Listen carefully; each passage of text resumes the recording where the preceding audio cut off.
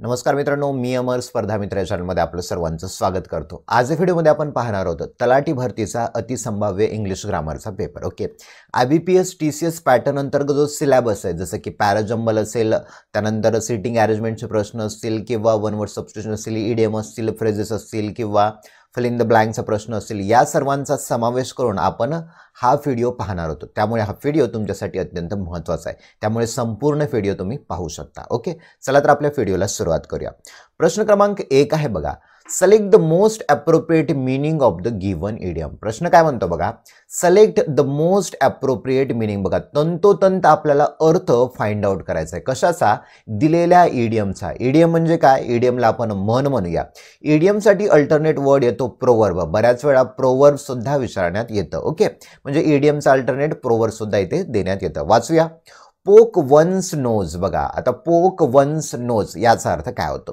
पोक once knows याचा अर्थ जर आपण विचारात घेतला तर याचा अर्थ असा होतो की एखाद्या गोष्टीमध्ये नाक खुपसणे किंवा एखाद्या गोष्टीमध्ये लुडबुड करत राहणे, उगाच मध्यस्थी करत राहणे। मग या अनुषंगाने ऑप्शन कोणता बरोबर येतो तो आपण पाहूया। फर्स्ट ऑप्शन आहे not be careful about one's health. बघा, not be careful. Okay, careful म्हणजे काळजी, अबाउट म्हणजे बद्दल, वन्स म्हणजे एखाद्याच्या, हेल्थ म्हणजे आरोग्य। एखाद्याच्या आरोग्याबद्दल काळजीपूर्वक नसणे, हा काय झाला? रॉंग झाला। सेकंड वाचूया, इंटरफेअर ऑर मेडल। इंटरफेअर म्हणजे काय? मध्यस्थी करणं। मेडल म्हणजे काय? लुडबुड करणे। बघा, पोक वन्स नोज म्हणजे एखाद्या गोष्टीमध्ये नाक खुपसणं, या अनुषंगाने ऑप्शन नंबर सेकंड हा आपला येऊ शकतो। तरी वाचूया थर्डचा, डू अनहायजेनिक थिंग्स। बघा, हायजेनिक म्हणजे कशा? तर स्वच्छताविषयक। अनहायजेनिक म्हणजे काय? तर स्वच्छता नसणाऱ्या, थिंग्स म्हणजे गोष्टी, म्हणजे अस्वच्छताविषयक गोष्टी करणं असं त्याचा अर्थ होता, हा सुद्धा रॉंग झाला। फोर्थ बघा, टीज ऑर इरिटेट। टीज म्हणजे थट्टा मस्करी करणं, इरिटेट म्हणजे चिडवणं। लिहून घे जा, महत्त्वाचे वर्ड आहेत, लिहून घे जा। बघा, हा सुद्धा ऑप्शन रॉंग झाला आपला, म्हणून ऑप्शन नंबर सेकंड हा आपला करेक्ट आन्सर आहे। मग पोक वन्स नोज यासाठी करेक्ट येतो इंटरफेअर ऑर मेडल, एखाद्या गोष्टीमध्ये लुडबुड करणं। नेक्स्ट बघू आता question number second, in the following questions out of the given 4 alternative, select the alternative which best expresses the meaning of the idiom oblique phrases। बघा, त्याच प्रकारचा सेम प्रश्न आहे, इडियम किंवा फ्रेज दिले। Whole 9 yards. बघा, अशा प्रकारच्या इडियमचा तुम्हाला अर्थ माहिती असणं आवश्यक आहे, पण जास्तीत जास्त इडियम वाचण्याचा प्रयत्न करा। आपली जो सिरीज आहे व्होकॅब्युलरीचा इंग्लिश तो सुद्धा तुम्ही पाहून घ्या। बघा, होल 9 यार्ड्स यासाठी काय येतं? फर्स्ट ऑप्शन म्हणतो अंडर कंट्रोल सिच्युएशन, परिस्थिती नियंत्रणात आणणं, कंट्रोलमध्ये असणं। सेकंड म्हणतो एव्हरीथिंग पॉसिबल। एव्हरीथिंग म्हणजे सर्व काही, पॉसिबल म्हणजे शक्य, सर्व काही करणं शक्य असणं, हा आपला आन्सर येतो। ओके, मग होल 9 यार्ड्स म्हणजे सगळ्या, यार्डचा अर्थ काय होतं? अंगण असं होतो, म्हणजे काय? सगळी बाजूने आपली सत्ता असणे, सर्व काही गोष्ट आपल्याला करणं काय असणं? शक्य असणं, म्हणून ऑप्शन नंबर सेकंड हा आपला करेक्ट आन्सर येतो। थर्ड बघूया, वर्क ऑर स्टडी हार्ड। तुमचं काम असेल किंवा अभ्यास असेल, हार्ड करा, मेहनतीने करा, काही संबंध नाही। बिटवीन टू डेंजर्स, बिटवीन म्हणजे दोघांमध्ये, डेंजर म्हणजे धोका, म्हणजे दोन धोक्यांमध्ये असा त्याचा अर्थ होतो, हा रॉंग झालेला आहे। मग होल 9 यार्ड्स या अनुषंगाने option number second everything possible, सर्व काही शक्य आहे, हे आपलं करेक्ट आन्सर आहे। चला आता नेक्स्ट बघू। आता नेक्स्ट आहे प्रश्न, the question below consists of a set of label sentences. Okay, these sentences when properly sequenced from a coherent paragraph, select the most logical order of sentence from the option। बघा, प्रश्न काय म्हणतो, the question below consists of a set of label sentence। खाली जो प्रश्न दिलाय तो कसा दिलाय? कन्सिस्ट, बनलेला आहे कशाने? Set of label sentence. त्याला एक लेबल दिलेत, कोणते लेबल दिलेत? PQR हे लेबल दिलेत, आणि या लेबलने काय? तो प्रश्नाचा एक संच बनलाय। These sentences when properly sequence from a coherent paragraph. हे जे सेंटेन्सेस आहेत एका आपण म्हणूया संदिग्ध, म्हणजे त्याचा क्रम लागत नाहीये, पहिली घटना कधी घडली, दुसरी कधी घडली, तिसरी घडली, म्हणजे असा कुठलाही सरळ क्रम दिलाय का? नाही, ते वेगवेगळ्या क्रमानुसार दिलेले आहेत। ओके, मग आपल्याला काय करायचंय? Select the most logical order of sentences from among the option. या आपल्याला जे पर्याय त्या प्रश्नांचं आपल्याला काय करायचं? लॉजिकल ऑर्डर ऑफ सेंटेन्सेस, त्या सेंटेन्स, त्या वाक्यांचा आपल्याला सिच्युएशननुसार क्रम जोडायचा आहे। वाचूया आता, पहिल्यांदा काय करायचं अशा क्वेश्चनमध्ये, ते जो क्रम दिलाय तो आपल्याला पूर्ण वाचायचा। बघा, पहिला पी काय म्हणतो, the boy had a collection of beautiful marbles. बघा, एखादी गोष्ट आपल्या जवळ भूतकाळात असणे यासाठी हॅडचा वापर केला जातो. ओके, मग वाक्याचा अर्थ बघा, the boy had a collection of beautiful marble. जो मुलगा होता त्याच्याकडे सुंदर अशा मार्बल म्हणजे काय, गोट्यांचा काय होता, कलेक्शन होता, संच होता. एक मुलगा होता, त्या मुलाकडे गोट्यांचा संच होता. सेकंड की ऑप्शन काय म्हणते, अ boy and a girl were playing together. एक मुलगा आणि मुलगी एकत्र खेळत होते. आर काय म्हणतो, the boy gave all his marbles to the girl for her candies. त्या मुलाने त्याच्या सर्व ज्या मार्बल होत्या कुणाला दिल्या, त्या मुलीला दिला. कशासाठी, तर कॅन्डीजसाठी, तिच्या चॉकलेटसाठी तिने काय दिलं, त्या मुलाने त्याच्या सर्व ज्या मार्बल होत्या त्या मुलीला दिला. आता बघा, हा जो क्रम आहे तो क्रम तुम्हाला माहिती आहे सिक्वेन्सली नाही. मग या क्रमला काय करायचं, आपल्याला सिक्वेन्सली लावायचं. म्हणजे असं ठरवायचं की पहिली घटना कधी घडली. ओके, घटने घडत असताना त्या घटनेमध्ये एक कॅरेक्टर असतो, तो महत्वाचा हिरो असतो, तिथून ती घटना चालू होते. सेकंडला काय होतं, त्या घटनेमध्ये काहीतरी प्रसंग घडतो आणि शेवट कशाने होतो, तर त्या घटनेचा एंड होतो. म्हणजे काय, त्या प्रश्नाचं काय सोल्युशन निघतं असं म्हणूया.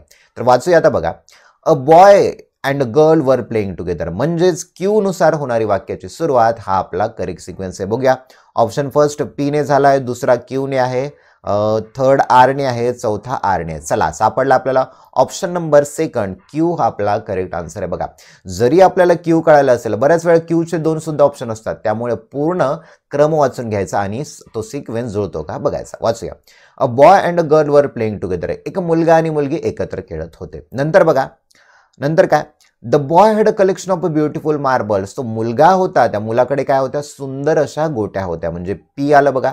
मग शेवटीला त्या मुलाने काय केलं, the boy gave his all marbles. बघा बघा, जर त्याच्याकडे मार्बल्सच नसतं तर त्याने त्या मुलीला देऊ शकला असता का, नाही. मग या अनुषंगाने ऑप्शन नंबर पी हा आपला सेकंड येतो. आर हा बघा, the boy gave all his marbles to the girl for her candies. म्हणजे त्या मुलाने त्याच्या सर्व मार्बल कुणाला दिल्या, त्या मुलीला दिल्या.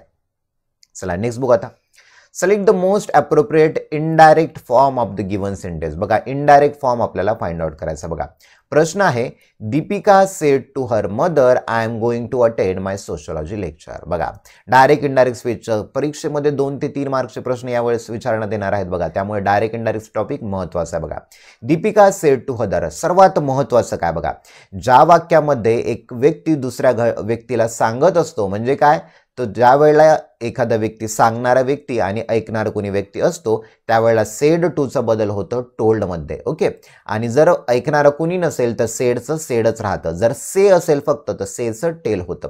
आता इथे सेड टू दिलेला आहे आणि दीपिका कुणाला सांगते, तर तिच्या आईला सांगते. म्हणजे ऐकणारा व्यक्ती आहे, त्यामुळे सेड टूचं कन्व्हर्जन टोल्डमध्ये होणार आहे. मग असं ऑप्शन पाहिजे ज्याच्यामध्ये टोल्ड असणार आहे.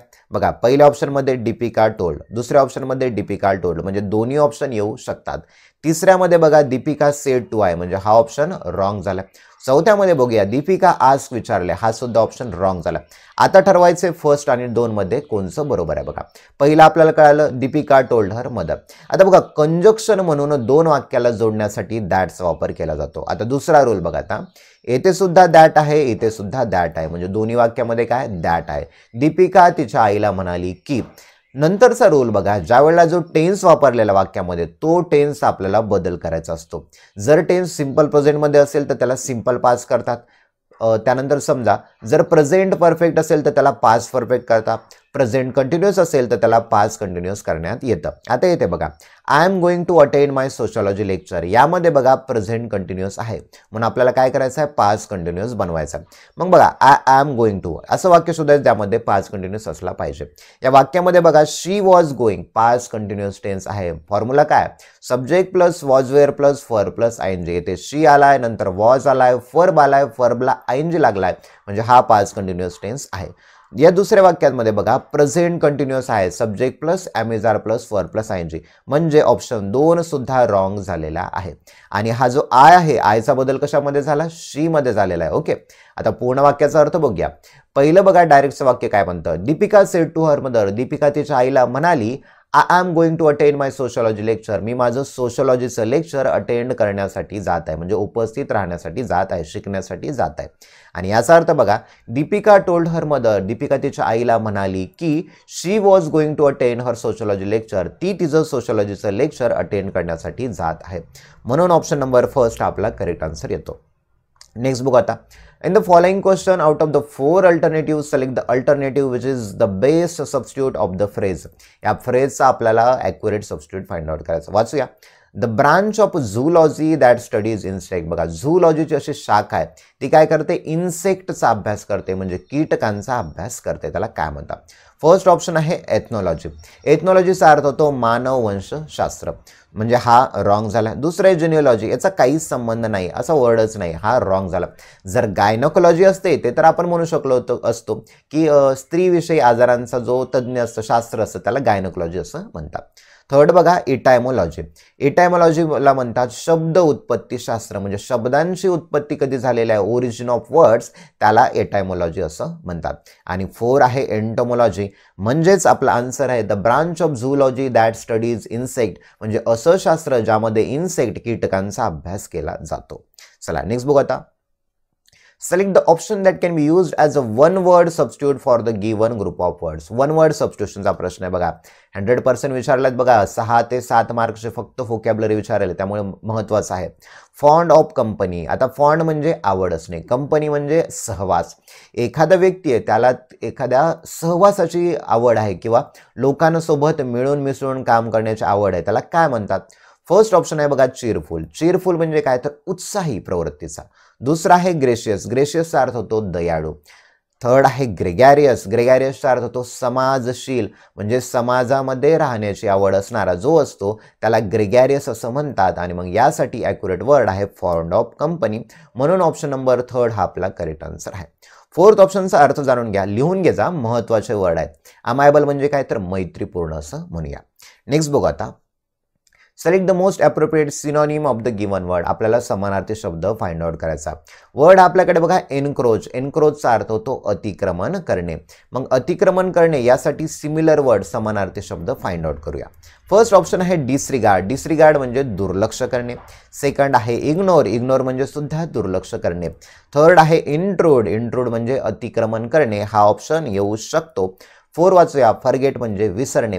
तर या अनुषंगाने इंक्रोच म्हणजे अतिक्रमण करणे, तर ऑप्शन 3 इंट्रूड म्हणजे सुद्धा अतिक्रमण करणे, म्हणून ऑप्शन नंबर 3 आपला करेक्ट आन्सर आहे. मित्रांनो, चॅनलला तुम्ही आतापर्यंत जर सबस्क्राईब केलं नसेल तर करून घ्या आणि महत्त्वाचा व्हिडिओ मित्रांनो सुद्धा शेअर करा. चला नेक्स्ट बघू आता. In the following questions, some part of the sentence may have error. बघा खाली काय म्हणतात, एक सेंटेन्स दिले त्यामध्ये काय एरर असू शकते.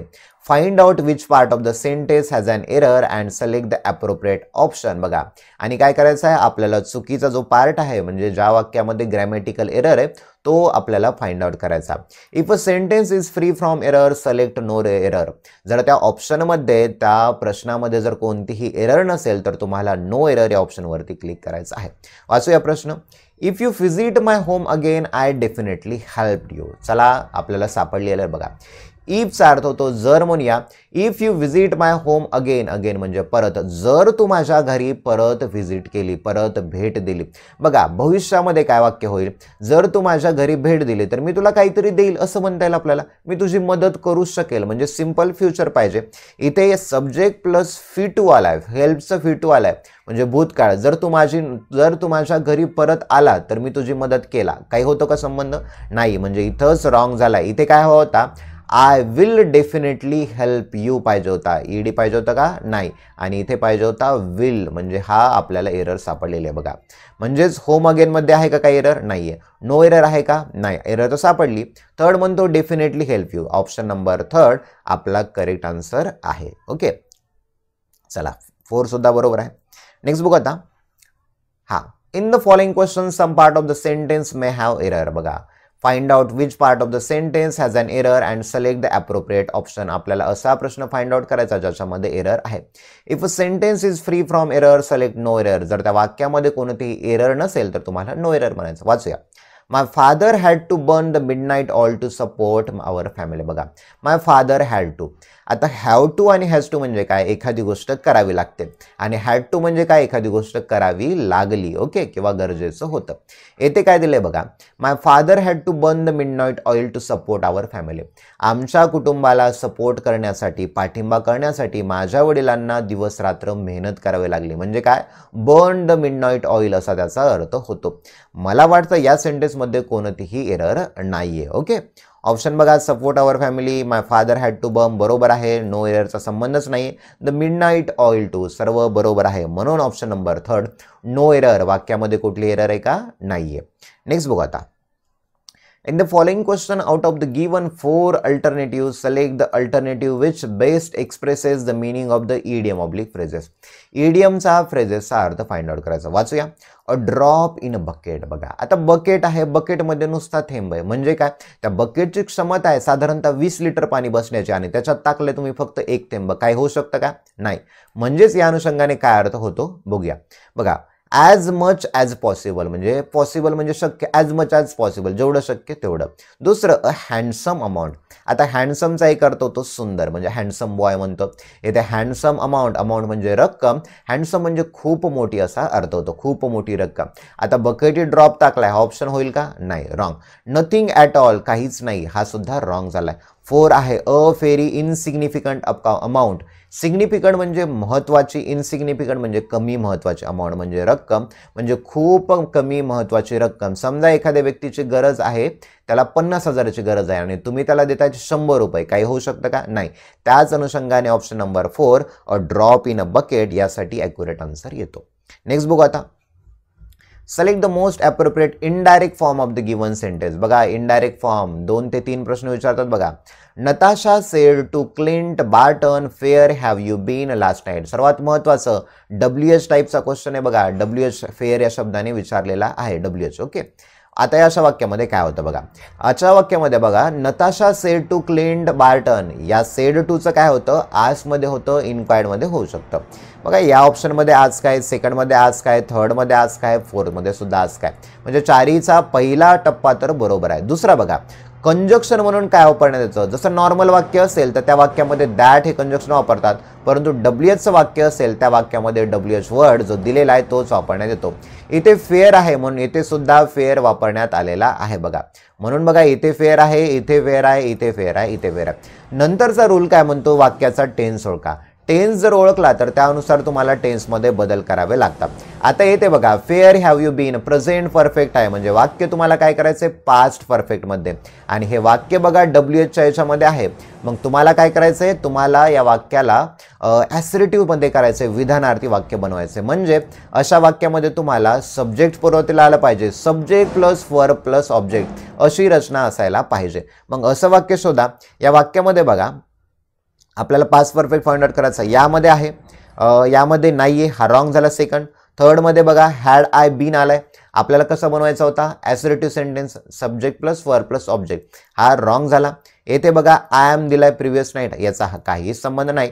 उरला फक्त ऑप्शन नंबर फर्स्ट, नताशा आज क्लिंट बार्टन, नताशाने क्लिंट बार्टनला विचारलं where he had been the previous night, ते प्रिव्हियस नाईटला कुठं होते. ओके, आता या लास्ट नाईटचं कन्व्हर्जन काय झालं, प्रिव्हियस नाईटमध्ये झालेलं. महत्त्वाचे शब्द आहेत बघा. ओके, चला नेक्स्ट बघू आता. And the following questions 4 words have been given out of which one word is incorrectly. बघा, spelled, select the incorrectly spelled word. आपल्याला चुकीची स्पेलिंग असणारा वर्ड फाइंड आउट करायचा. पहिला वर्ड बघा, lascivious, rampant, generous, cupidity. चला, सापडलेला आपल्याला चुकीची स्पेलिंग जी आहे option number first, lascivious. Okay, LASCIFIOUS पाहिजे होतं. ओके, LAS येतो, इथे काय पाहिजे होतं तुम्हाला, LASCIFIOUS. लासिवियसचा अर्थ होतो लहरी प्रवृत्तीचा व्यक्ती, म्हणजे त्याला मनाला वाटेल त्या पद्धतीने लहरीप्रमाणे काम करा ना. ओके, आता अर्थ जाणून घेऊया. रॅम्पर्ट म्हणजे काय, तटबंदी करणं, किल्ल्याला तटबंदी करणे. थर्ड आहे जनरस, जनरस म्हणजे उदार असं म्हणता येईल. क्युपिडिटी म्हणजे काय, तर पैशाची हाव असणारा लोभी माणूस. ओके, लिहून ठेवा जा, अत्यंत महत्त्वाचे वर्ड आहेत बघा. म्हणजे तुम्हाला हा जरी प्रश्न नाही विचारला तरी या प्रकारच्या ऑप्शनचा आधार घेऊन तुम्हाला प्रश्न विचारले जाऊ शकतात. चला नेक्स्ट बघू आता. And the following question, out of the given alternatives, select the one which is similar in meaning to the given underline word. बघा, आपल्याला काय करायचं आहे, सिमिलर वर्ड फाइंड आउट करायचा. वाचूया. An attempt is being made to entice otters back to the rivers. बघा, अधोरेखित केलेला word काय, एंटाइस. या शब्दाचा तुम्हाला काय करायचं आहे, similar word, synonym find out करायचा. वाचूया. An attempt, अटेम्प्ट म्हणजे प्रयत्न म्हणूया, मेड म्हणजे करणे असं म्हणूया. An attempt is being made म्हणजे सर्व प्रयत्न करण्यात आलेले आहेत. कशासाठी, त्या ऑटर्सला काय करण्यासाठी, एंटाइस म्हणजे काय तर अट्रॅक्ट करणे, म्हणजे काय तर त्याला आकर्षित करण्यासाठी. कुठे आकर्षित करायचं, बॅक टू द रिव्हर, त्या नदीमध्ये परत त्या ऑटर्स म्हणजे जो जलचर प्राणी आहे त्या जलचर प्राण्याला अट्रॅक्ट करण्यासाठी, त्याला त्या नदीमध्ये परत ट्रॅपमध्ये अडकवण्यासाठी त्याला सर्व प्रयत्न करण्यात आलेले आहेत. मग एंटाईस म्हणजे आकर्षित करणं, ट्रॅपमध्ये अडकणं. मग यानुसार बघा, फर्स्ट ऑप्शन आहे एनट्रॅप, सेकंड आहे एनटेल, थर्ड आहे एनस्यू, फोर्थ आहे एनरेज. बघा, एनरेज म्हणजे काय, संतप्त करणे. आता ट्रॅपशी संबंधित मिळता जुळता एकच ऑप्शन यायला आपल्याकडे, ऑप्शन नंबर फर्स्ट एनट्रॅप. म्हणून ऑप्शन नंबर फर्स्ट हा आपला एनटाईस साठी सिमिलर वर्ड आहे. चला नेक्स्ट बघू आता. Rearrange the following 5 sentences P, Q, R, S and T in the proper sequence to form a meaningful paragraph. Then answer the question given below them. बघा, प्रश्न काय म्हणतो, rearrange the following 5 sentences. आपल्याला P, Q, R, S, T असे 5 sentence दिले. त्या 5 सेंटेन्सला rearrange करायचे म्हणजे त्याची जुळवाजुळव करायची. कशी करायची, तर प्रॉपर सिक्वेन्स. कसा बनवायचा, मिनिंगफुल पॅरेग्राफ, अर्थपूर्ण पॅरेग्राफ बनवण्यासाठी त्या ज्या सेंटेन्सची जुळवाजुळव करायचे. अशा वाक्यामध्ये पूर्ण तुम्ही जे सेंटेन्स दिले ते पूर्ण वाचून घ्यायचे. वाचूया. The crow began to sing, कावळ्याने गायला सुरुवात केली. दुसरं, the crow drop the cheese, कावळ्याने चीजचा तुकडा ड्रॉप केला, सोडला. आर म्हणतो the fox praise the crow singing, त्या कोल्ह्याने कावळ्याच्या गाण्याची स्तुती केली, प्रेज केलं. आणि यस काय म्हणतो, a fox saw a crow sitting on a tree with a piece of cheese in his mouth. त्या कोल्ह्याने काय पाहिलं, कावळ्याला पाहिलं. कसं पाहिलं, तर झाडावरती बसताना, आणि त्याच्या तोंडामध्ये काय होता, चीजचा तुकडा होता. ओके. टी ऑप्शन म्हणतो the crow was pleased by the flattery. आता प्लीज म्हणजे आनंदित होणं, फ्लॅटरी म्हणजे खुशामत करणे, म्हणजे खोटी खोटी स्तुती करणे. Okay. The crow was pleased by the flattery, तो कावळा ती खुशामत केल्यामुळे काय झाला, प्लीज झाला, आनंदित झाला. आता यामध्ये तुम्हाला कळालं की 2 कॅरेक्टर आहे, एक आहे कोल्हा म्हणजे फॉक्स आहे आणि दुसरा आहे क्रो. आता सिच्युएशन बघूया काय होते. A fox saw a crow sitting on a tree with a piece of cheese in his mouth. म्हणजे काय, त्या कोल्ह्याने कावळ्याला पाहिलं जो की झाडावरती बसलेला होता आणि त्याच्या तोंडामध्ये चीजचा तुकडा होता. म्हणून ऑप्शन नंबर यस हा आपला पहिला झालेला आहे. आता बघूया सिक्वेन्स. ओके, बनवलेली आहे बघा मी इथे. पहिला काय आलाय, यस आलाय. आता दुसरा बघूया. The fox praise the crow singing, त्या कोल्ह्याने कावळ्याच्या गाण्याची सुरुवात म्हणजे प्रेज केलं, स्तुती केली. ओके, प्रेज म्हणजे स्तुती करणे, म्हणजे हा झाला 2. नंतर बघा, the crow was please by the flattery. आता बघा इथे काय, प्रेज, स्तुती केली. मग स्तुती केल्यामुळे परत काय होणार, एखादा व्यक्ती आनंदित होणार. मग ऑप्शन टी हा थर्ड आलेला आहे. The crow was please by the flattery, तो कावळा होता, तो फ्लॅटरी केल्यामुळे काय झाला, खुश झाला. नंतर आहे ऑप्शन नंबर 4 बघा, P. The crow began to sing, आता त्याची स्तुती केली, मग त्याने काय केलं, त्या कावळ्याने लगेच गायला सुरुवात केली. म्हणून ऑप्शन नंबर पी हा चौथा आलेला आहे. नंतर शेवट बघा, द क्रो ड्रॉप द चीज, मग त्या कावळ्याने तो चीजचा तुकडा काय केला, ड्रॉप केला. ओके. तर प्रश्न काय विचारला बघा, आता सिक्वेन्स तुम्हाला कळाला. Which of the following should B 5th sentence, 5व्या नंबरचा सेंटेन्स कुठला. ते इथे क्यू आलाय, मग असं ऑप्शन शोधायचं ज्यामध्ये क्यू आहे. ऑप्शन फर्स्टच दिलेला आहे बघा, यामध्ये क्यू आहे, पण ऑप्शन नंबर फर्स्ट आपला करेक्ट आन्सर आहे. अशा प्रकारचे कमीत कमी 3-4 प्रश्न सुद्धा विचारण्यात येऊ शकतात. ओके, चला नेक्स्ट सेम प्रश्न आहे बघा. यामध्ये विचारलाय फर्स्ट सेंटेन्स सांगा, जो की होता ऑप्शन नंबर यस, म्हणून ऑप्शन नंबर ए हा आपला करेक्ट आन्सर होता. ओके बघा, which of the following should be first sentence, मग काय होता, option A S, option B P, option C R, option D Q. उरला फक्त म्हणजे बरोबर काय होता, यस, म्हणून ऑप्शन नंबर ए आपला करेक्ट आन्सर होता. ओके.